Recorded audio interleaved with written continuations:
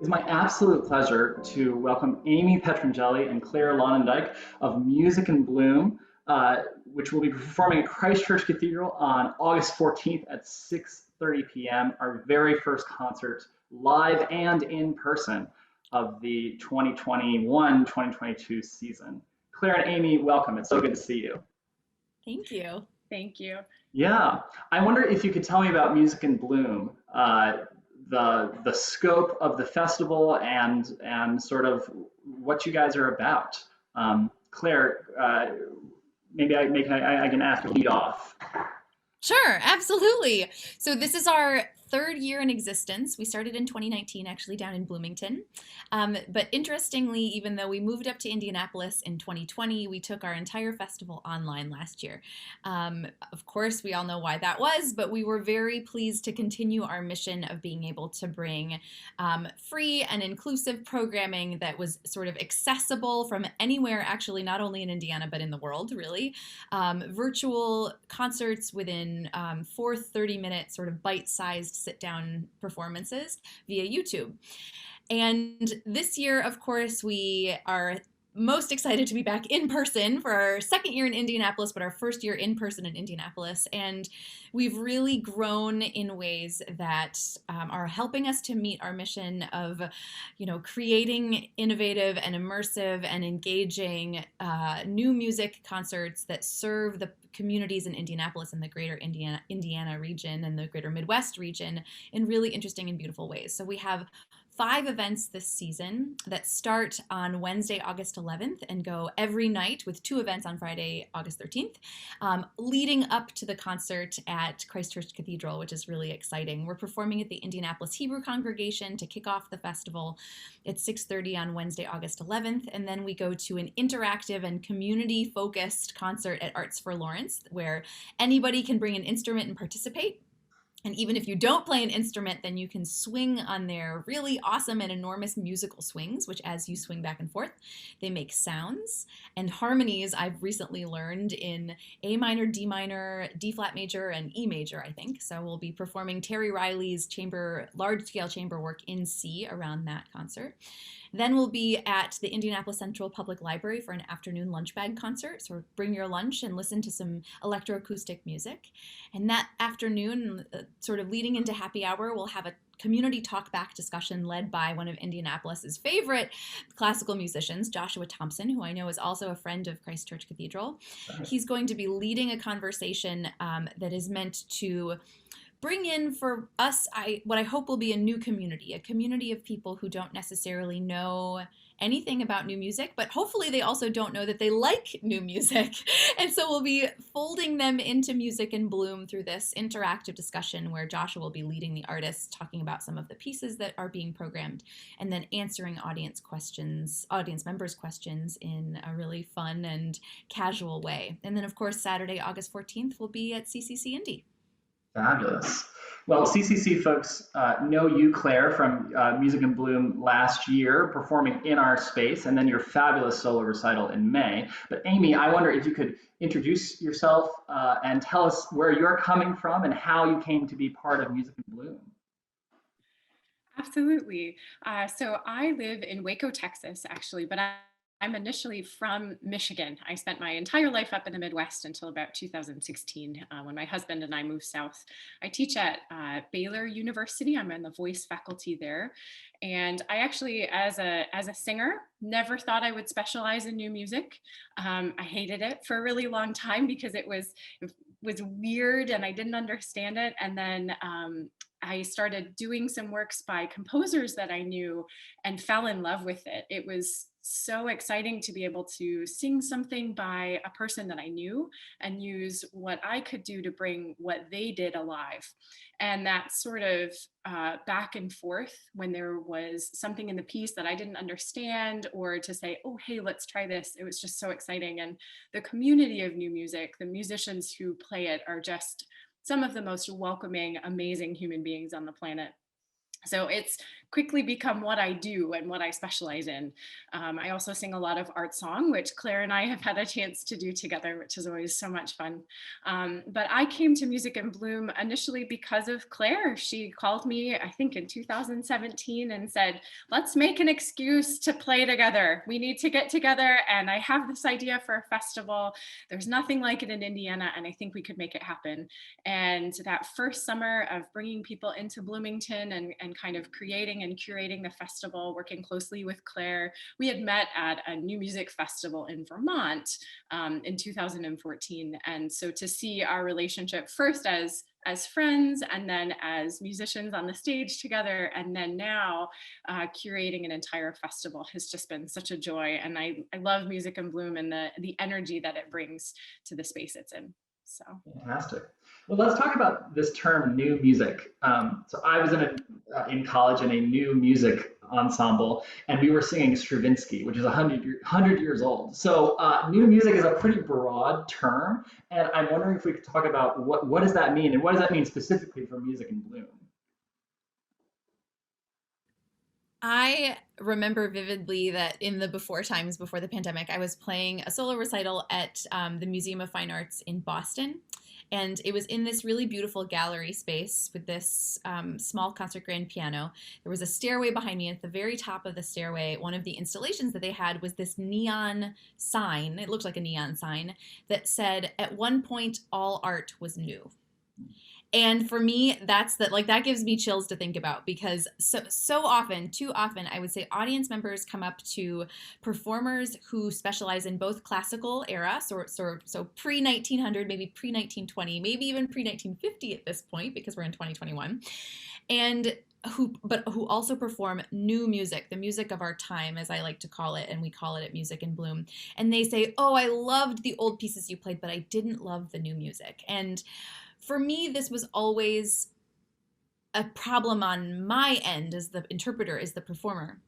And so I feel, and I think that Amy and I share this feeling of responsibility. We feel compelled to help audiences forge a deeper connection to the music of our time, because truly what the music of our time is, what new music is its composers reacting to their environment. So if you think about what that means over the course of music history, Stravinsky, for example, was writing during a pivotal point of change, right? Sort of right post the turn of the 20th century. And so a lot of the music he was writing was so edgy. And today we hear it as, it's almost like electronic dance music, EDM. It's got this pulse that is so ingrained in the other facets of our culture and the other facets of our society. Well, today, there's so much more for composers to be exploring because of technology, thanks to the advancements in technology. So a great example of that is at the library concert on Friday. We're using what is really a state-of-the-art sound system. They've got a beautiful booth in the back with a huge sound stage. They've got a big projector screen that can come down. And really, the sound system could just as easily hold, Metallica as it could the Music in Bloom Festival. It's that state of the art. And so what we're doing is we're really trying to capture the way composers have incorporated technology, whether that's video production or electronics, creating tracks that accompany the acoustic performance. And all of that, for me at least, and I'd love to hear Amy's perspective too, is a reflection of what they feel, what they hear, what they have experienced from their own perspective. And I think especially today, when we're talking in music, in the arts, in humanity, I would say we should be talking at the human level about how to bring diverse perspectives into every facet of our world. That is something that we're so excited about with Music in Bloom, because it's really, we as the performers are the vehicle for the voice of the composer. Thanks. I would definitely, yeah, I would definitely agree with everything that Claire just said, and just say too, I think sometimes with new music there is this conception that it is weird and atonal and not easy to listen to, and takes a lot of musical knowledge to come and sit in the audience and understand it and appreciate it. And actually what we find is that new music as Claire said, as diverse as the people that we have in the world right now. And so there are a lot of things that are actually quite tonal on the festival and very easy to listen to. And then other things that sound like pop music you would hear on the radio. One of our performers, Nick Zulick, is a saxophonist and a composer, and he's highly influenced by Bon Iver, for those of you who are indie pop lovers. And so a lot of his music has that sort of driving flow to it. And it just makes for such an interesting concert to be able to sort of say, well, this is what music sounds like today, which is exciting. So. Yeah. In my mind, one of the things that stands out about new music, and certainly new music of a particular time, was extended techniques. And for the piano, that's easy. Throw a toolbox onto the keys, nuts and bolts, and you can denature the piano, as they call it, and sort of turn it to its own instrument, or a new instrument, really. And this is true with voice as well, with like Roomful of Teeth being sort of a pioneering group in this. That's gained a lot of popularity of using extended vocal techniques to explore different realms of music. And Amy, I'm curious, in your work in new music, have you experimented with doing extended vocal techniques? Is that entered into your technique? I would say a little bit, yes. So much. Extended vocal technique is such a fun, interesting term, because a lot of what we do on a daily basis talking is actually extended vocal technique when you go to put it in a song and sing it. So it's always fun to sort of see a composer use a different sound, things that can, change the voice, or the voice is such a malleable instrument. And so, yes, I've done some straight tone singing, which is going to sound a lot like those are, chant, where there's no vibrato or no wavering to the voice, talking or yelling, some inverted singing, which is always kind of interesting, where you make the tone by breathing in, which is kind of fun and weird. It makes me so nervous. I just, yeah. It raises my anxiety level when I hear it. But yes, it is a very interesting technique. It is. Or even things as like using other instruments. So actually there's a piece that Claire and I are going to do on the CCC indie concert where I actually turn and sing into the piano and use the resonance of the piano to actually extend my own vocalism, which is really cool. So there are all sorts of different weird ways that you can sort of add to the voice. We have a friend, Jen Beatty, who has an ensemble with a violist where they do a lot of singing actually into longer tubes, because that changes, if you think about your throat, that's the instrument and that's the tube. And so putting anything on the outside of it is just going to elongate that sound. So all sorts of weird, interesting things. Fascinating. Yeah. Well, I'm glad you brought up a piece that you're singing on the CCC program. What composers should we be expecting for that program? Who do we get to have the delight of hearing? I feel like I have to pull up my programming list. We've got 24 incredible composers whose works we're featuring this year. And Amy might have to leap in and help me with some of these. But the piece that Amy just mentioned is a piece by Chicagoland composer Shono Pablo, who is his origin is from Nigeria. His family is from Nigeria. And his music, I've played some of his solo piano music as well, and his music really incorporates this sensation of African rhythms, but also he's really inspired by Latin rhythms and dance. And so one thing, he and I had a conversation the other day, because there are really tricky polyrhythms in his piece. And I was, sort of sweating bullets trying to get this 3/5 and then the 6/5 together, which is sort of something we encounter a lot in new music, are really challenging rhythms.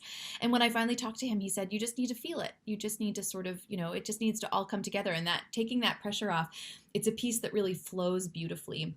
In fact, it's called How Long, and it's inspired by a psalm. He's a composer whose faith is a very important part of his work. It was funny, that transition, just another comment on new music, from, calculator music at one point to just this beautiful flowing tranquility in the next. So his piece is being featured. Our featured artist saxophonist Nick Zulick has a piece on that program called Faith as well, which is very fitting, considering that the concert is in a sacred space. There's also, Amy, you might have to fill in and help me here. there are so many pieces. I can't remember what's on what concert. There are, I know. Well, so on that particular concert, actually, I'll be doing a piece by Catherine Balch called These Intervals Matter, where I actually will be standing in gravel while also playing glasses filled with water that have different harmonics to them while I sing. That one is really, really interesting and beautiful. It's just a beautiful flowing piece. Let's see. We also have another piece, Fuse. That one is actually indeterminate music, right, Claire? It's a piece for saxophone and percussion that's by a composer who's based in Muncie. His name is Chin-Ting Chan. He's on faculty at Ball State. And it's a piece that to my recollection, it looks like a graphic score. And the interpretation of the piece will vary every time, which is part of the reason that we've programmed it on 2 of the concerts, on Wednesday and on Saturday, because the idea is even though the music is the same, the interpretation will undoubtedly be different based on the environment, the mood of the composer, the mood of the performers, and sort of the feedback they're getting from the audience, which, all things that in indeterminate music changes. And those are just some of the highlights. We'll have it's a beautiful long program with tons and tons of variety, which is how we like to structure our programs. The opportunity for an audience not only to hear a piece that they may have heard earlier on the festival if they come to other concerts, so that they can hear how a piece is a living, breathing work of art and adapts as the performers get to know it better and based on the audience and the feedback they're getting, but also it's an opportunity for audience members to adapt to what they're hearing. Maybe the first time they heard it and they said, oof, not for me, I didn't really like that. It was too crunchy or something like that. I've heard that before, too crunchy. And then the second time they say, oh, you know what? Actually, I found something more lyrical that really drew me into that second performance. And so that's our goal, is to be introducing this idea of new repertoire that performers have never heard before, audience members have never heard before. But at the same time, by hearing it twice over the course of 5 events, they're becoming more familiar with it, even though it's something that they only encountered, a piece that they only encountered 4 days earlier. Right, yeah. I think that hearing something twice is so important, even in the classical canon. I mean, if I'm going to an orchestra concert, I'll usually listen to a recording beforehand, because I'll know that the second listening, especially having it be in person, will be a whole new experience because I've been experiencing it before.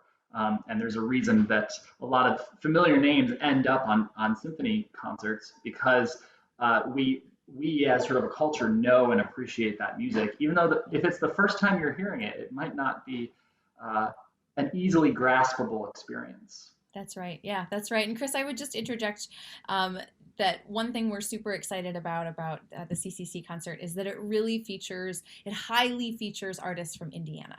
We've got Frank Felice, a piece by Frank Felice, who teaches at Butler and is based in Indianapolis. I believe Eliza Brown, who is down in DePaul, at DePaul and Greencastle, has a piece. So really the CCC concert is, I believe it's 80% composers from the Midwest, and it's really strongly rooted in the art that is happening right here in our home state, in the Hoosier State. So we're really excited about that. That's fantastic. And I think church is really absolutely the appropriate place to do new music. It's only recently that church started reaching backwards to play music by older composers. Centuries ago, church was the place that was putting out more new music into the world than anywhere else. I love playing Bach, and I play a lot of Bach. And if I played as much of another composer instead of as much of things that I wrote in church 300 years ago, I would get fired.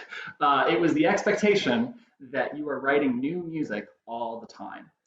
So this is really getting back to our roots and what music in the church and sacred music is, and secular music, and we need to be at the heart of creating new things. And I'm just so grateful to both of you for your work putting on this whole festival. I'm so grateful that we get to host one of your concerts, and I know that the Christchurch Cathedral folks will absolutely love it and love being in the space to hear live music. It's just such a delight.